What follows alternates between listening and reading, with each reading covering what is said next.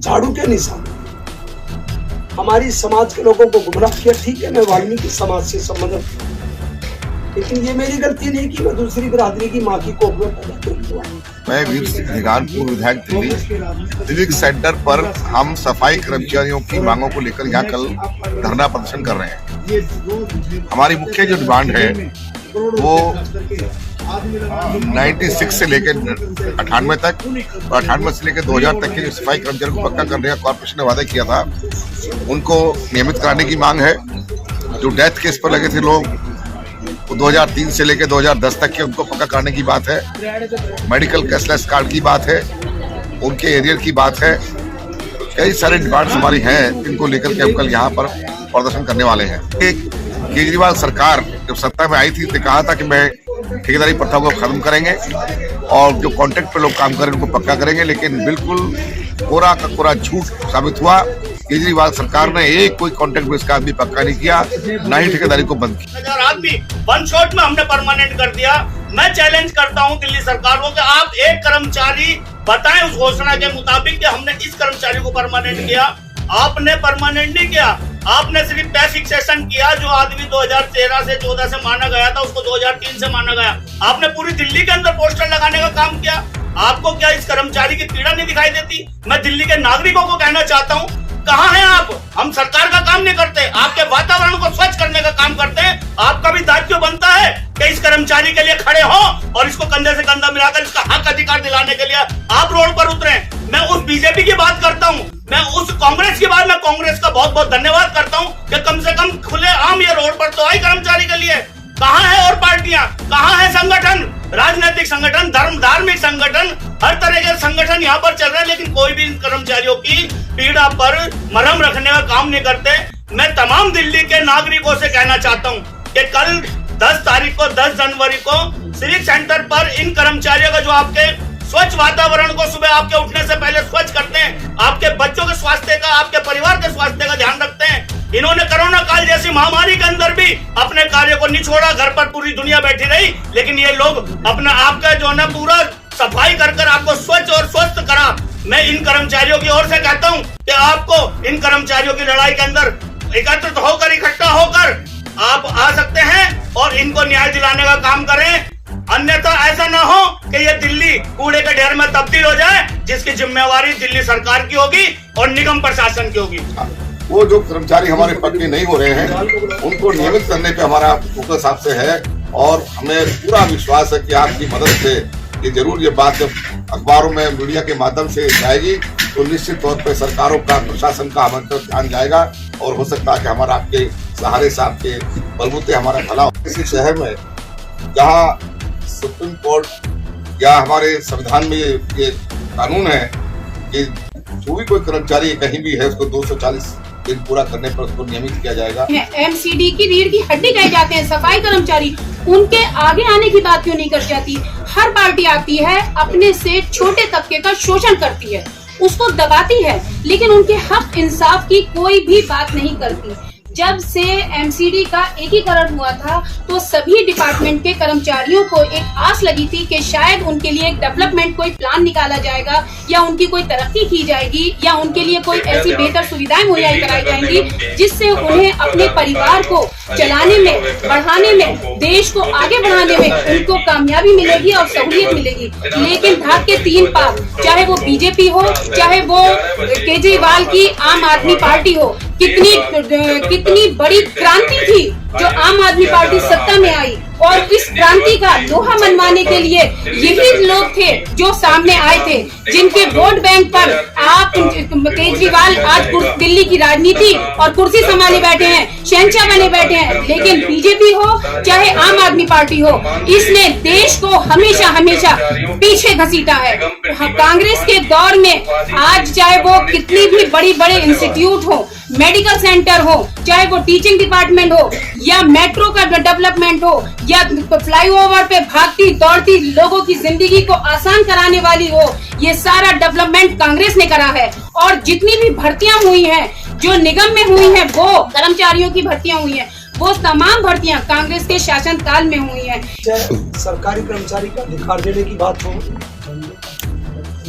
चाहे न्यायपालिका के साथ मिलकर चलने की बात हो,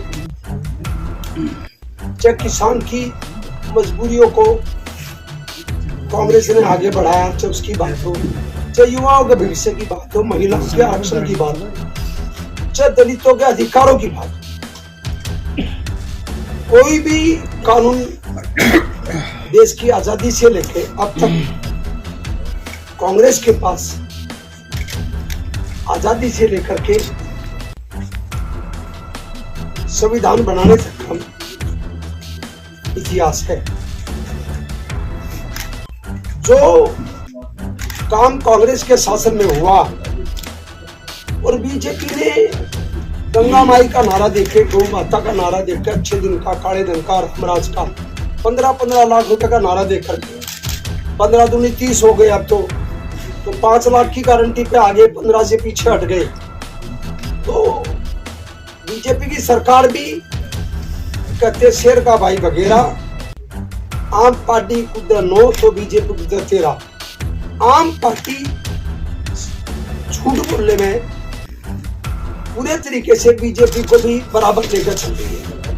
ये कहा था अरविंद केजरीवाल ने कि कॉन्ट्रैक्ट बेस खत्म हो गया, और जो काम कांग्रेस ने 70 साल में नहीं किया 15 दिन में कर दिया। तनख्वाह नहीं लूंगा, गाड़ी नहीं लूंगा, घर नहीं लूंगा, सिक्योरिटी नहीं लूंगा, और बच्चों की कसम दिल्ली छोड़ के नहीं। मैं केजरीवाल साहब आपसे पूछना चाहता हूँ, आप बनारस में चुनाव लड़ने गए थे, छोरे देखने गए थे क्या? आप क्या करने गए थे? आपने दलितों को जो अधिकार दिलाने का वादा किया था, दलित एक्ट लगा लो, चाहे दलितों का अधिकार लगा लो। कांग्रेस के राज में सरकारी कर्मचारी का शोषण कभी नहीं हुआ। कांग्रेस लोगों का भी नुकसान नहीं होने देगी और सरकारी कर्मचारी का शोषण भी नहीं होने देगी। ये कांग्रेस अध्यक्ष का, लवली जी का और राहुल जी का संदेश है। तमाम कांग्रेस के कार्यकर्ता बीजेपी की, आम पार्टी की सरकार की जो ये नीतियां हैं, इसका विरोध करते हैं। और कल जो है सफाई कर्मचारियों के साथ अन्य कर्मचारी जो प्रदर्शन करने आ रहे हैं, हमारे जो इससे जुड़े हुए लोग हैं वो सारे इनके समर्थन में कल कूदेंगे।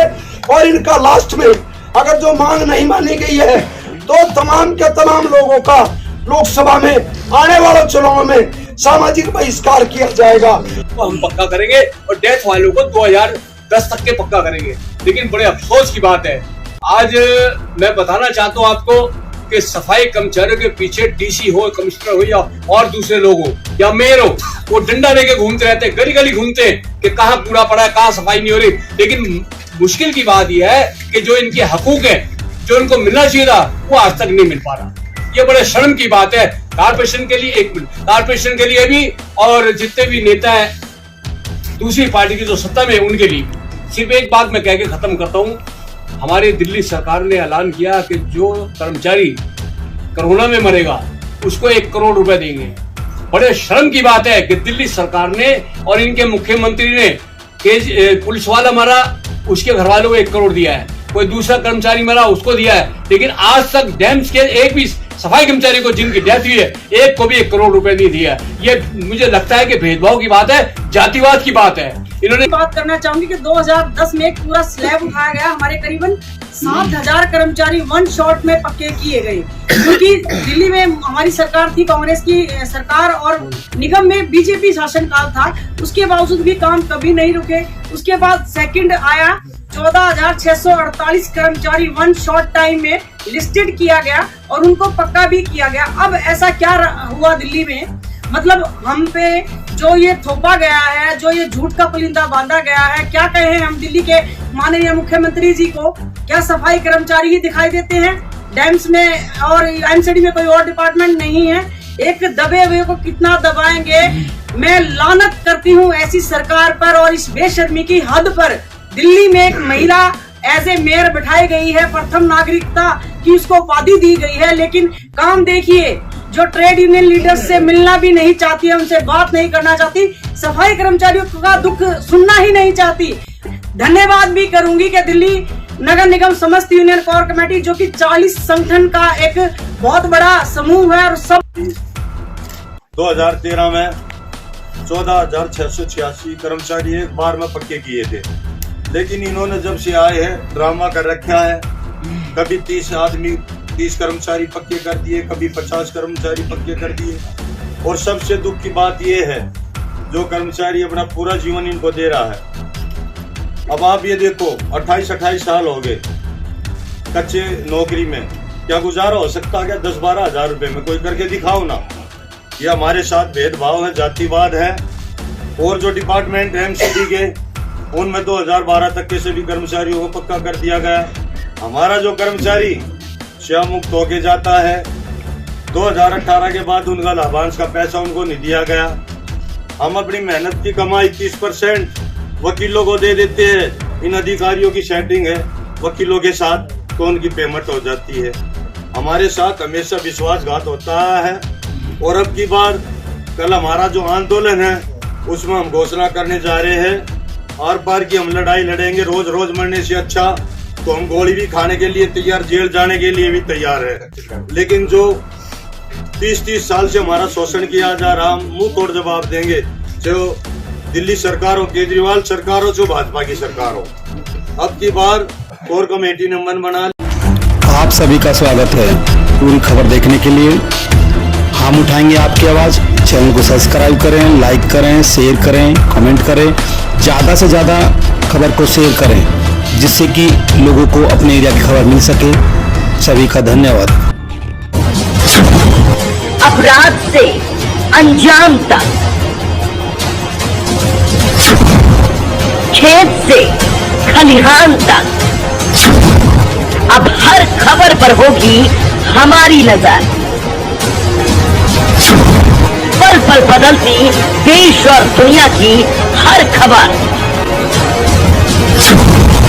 पाइए सीधा अपने मोबाइल पर।